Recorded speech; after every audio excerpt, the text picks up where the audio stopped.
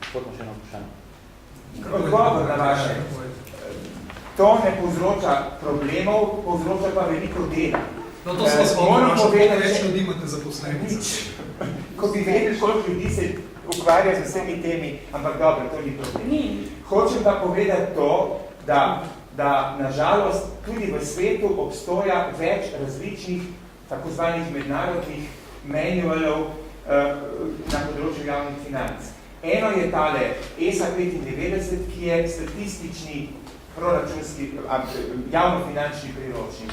Drugo je manual Government Finance Statistics od Mednarodnega denarnega sklada, ki je bistveno drugačen po strukturi, ki določa bistveno bolj detaljno strukturo prihodkov in odhodkov in je bistveno bolj prilagojen potrebam vodenja tekoče javnofinančne politike.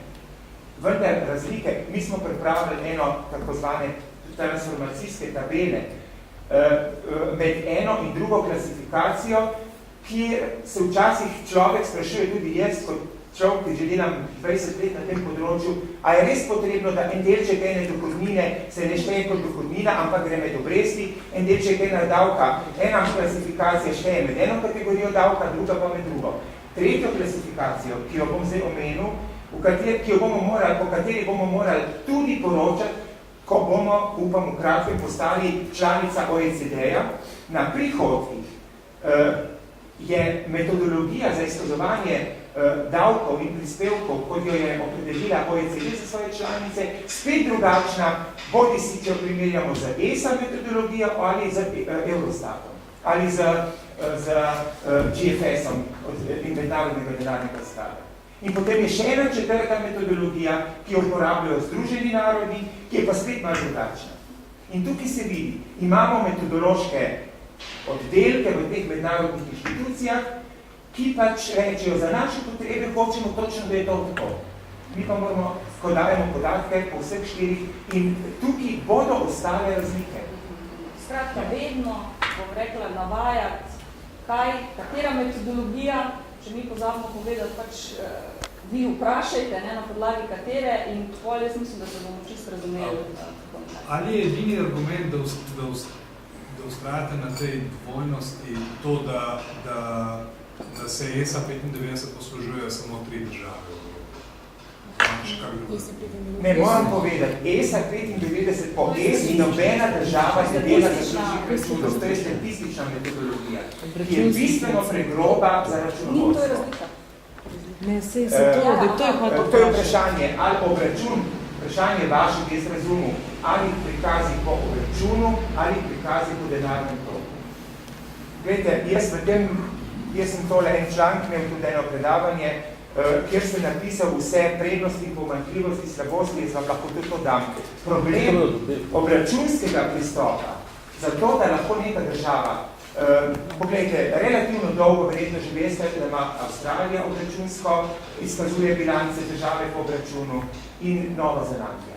En od ključnih pogojev je relativno visoka stabilnost makroekonomska, bistveno manjša inflacija. Namreč, a veste, ko mi moramo premetavati iz enega leta v preteklo leto, je odvisno, ali je letna inflacija 1%, ali je letna inflacija 5% ali pa 15%, kar pomeni, da se potem številke v kešu pa v akrolu nominalno bistveno razlikujejo. Eno je tole. Drugo, kar je še večji problem, če bi mi, da rečem, če bi vlada poslala v parlament proračun, ki bi planiral prihodke, da bi rekli, mi smo kalkulirali vse prispevke in vse davke, ki jih bo davčna uprava zaračunala, ker to je fakturirana realizacija, in dejte se odločiti o porabi tega denarja.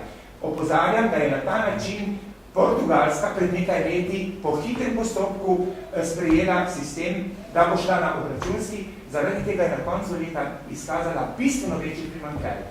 Poslanci v parlamentu, to smo iz teh mednarodnih primerjav tudi so zelo pozavljali. Zelo pomembno je, ali poslanci v parlamentu. Namreč, a veste, pride občinar, pa reče, hoče me to več investicij, vse boste pa malo več fakturirali. Firma, če na koncu leta ima zelo veliko fakturirano realizacijo, pa nima plačane, gre v stečaj. Država se tega ne more priložiti. Vse država, tudi to, da bi šli na obračun, je daleč od tega, da je to samo plus. In da je to samo prednost. Ne? Jaz bi nekako zaključil s tem, da dejansko smo se že na ekonomski fakulteti učili o različnih metodologijah, saj jaz sem se, o katerih pa vidim, da so še danes in seveda tudi v mednarodnih statistikah, ko se govori o podatkih o posameznih državah, tudi ti podatki so seveda zaradi različnih metodologij, metodologije Svetovne banke, IMF-a, OECD-a in tako naprej različni.